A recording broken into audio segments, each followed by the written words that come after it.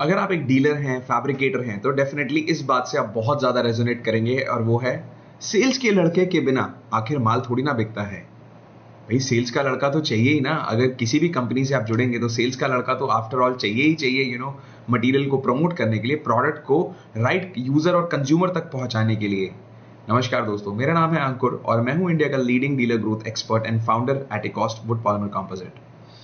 तो आज की इस वीडियो में डेफिनेटली मैं इस आपके मिथ को बहुत जल्दी ही ब्रेक करूंगा, और यही नहीं बल्कि आपको एक क्या राइट फ्रेमवर्क है वो यूज करना है अलोंग विद इट्स प्रूफ कि क्या वो एक ऐसा नया रेवोल्यूशनरी तरीका है जिससे आपकी डिपेंडेंसी सेल्स के लड़कों से हट सकती है या कम हो सकती है।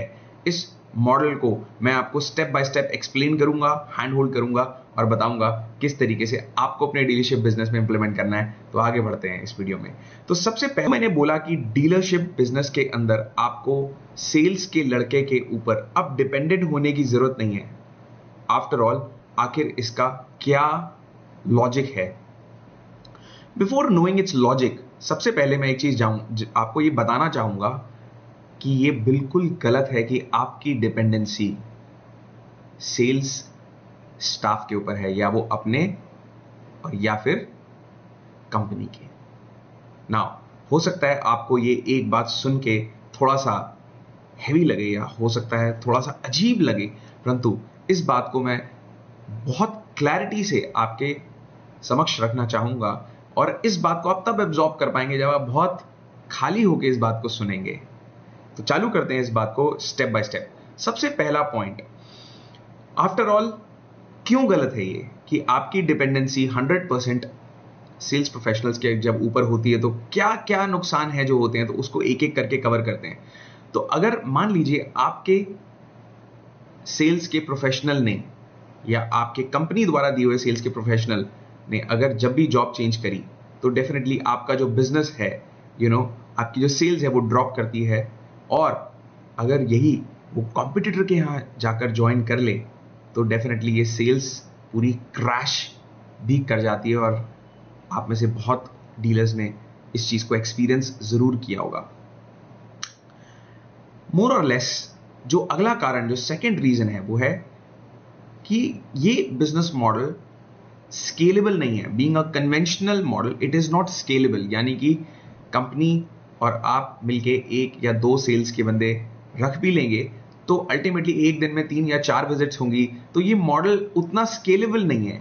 और जो तीसरी बात है, इस मॉडल के अंदर कॉस्ट हाई है और वैल्यू लो है। यानी कि it's a high cost and a low value model.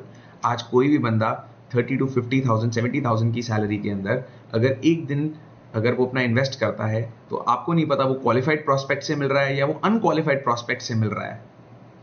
And at the end of the day, cost of acquiring a customer was very high. ये है चौथा पॉइंट। अब कॉस्ट ऑफ एक्विजिशन क्यों इंपॉर्टेंट है आपके लिए अंडरस्टैंड करना? वो इसलिए है बिकॉज अल्टीमेटली अगर आपने एक कस्टमर को एक्वायर करने में अगर 10,000 की जगह 50,000 रुपए लगाए, तो आप इमेजिन करके देखिए आपकी जो कॉस्ट है टू एक्वायर द कस्टमर वो ज्यादा हो रही है। और अगर आपको ये लग रहा है कि यार मेरी थोड़ी ना, वो तो कंपनी की ज्यादा हो रही है, तो आप ध्यान रखिए कि at the end of the day अगर कंपनी की कॉस्ट भी ज्यादा होगी तो एक पॉइंट के बाद जब रबड़ बैंड टूट जाएगा तो डेफिनेटली कंपनी कहेगी मेरी आरओआई नहीं निकल रही है उस टेरिटरी से, और फिर वो अपना बंदा हटा देगी या वो बंदा छोड़ जाएगा। तो इसलिए जो आपकी डिपेंडेंसी है, ये स्पेसिफिक 4 रीजन तो है ही हैं, परंतु और भी काफी सारे रीजन है जो मैं एक एक करके बताना चाहूंगा आपको। अगला जो 5th रीजन है वो है कि जो आपका कैश फ्लो है वो स्टक होता है when the dependency is too high और when there is a dependency on sales professional. Terms की क्लैरिटी नहीं होती।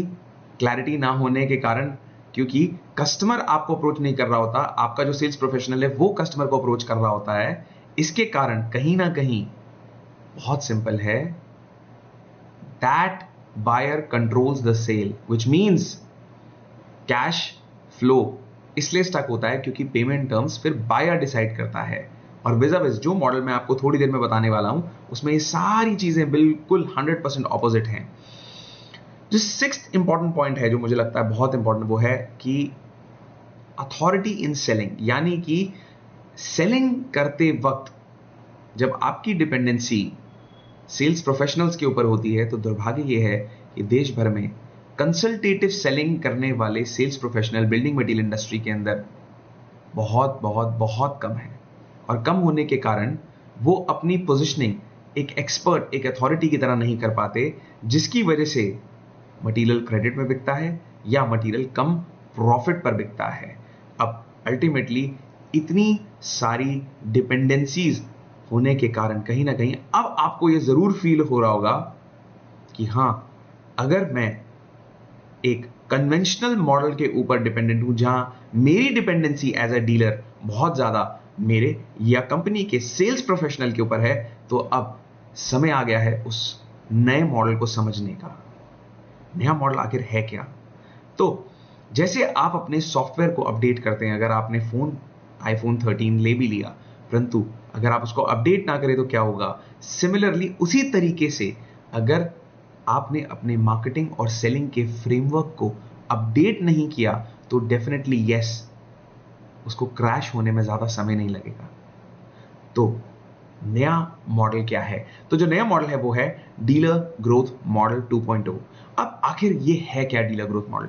तो डीलर ग्रोथ मॉडल बेसिकली एक ऐसा मॉडल है जिसको पिछले बहुत सालों के अंदर, बहुत रिसर्च के बाद हमने डेवलप किया है, और उसमें आपकी जो डिपेंडेंसीज हैं वो सेल्स प्रोफेशनल पर और यहां तक कि आपके काउंटर के फुटफॉल पर नहीं रहती। आपकी डिपेंडेंसी धीरे धीरे धीरे धीरे कम होती जाती है और एक टाइम ऐसा आता है कि विद इन 6 मंथ्स हम उस डिपेंडेंसी को क्लोज टू जीरो ले आते हैं।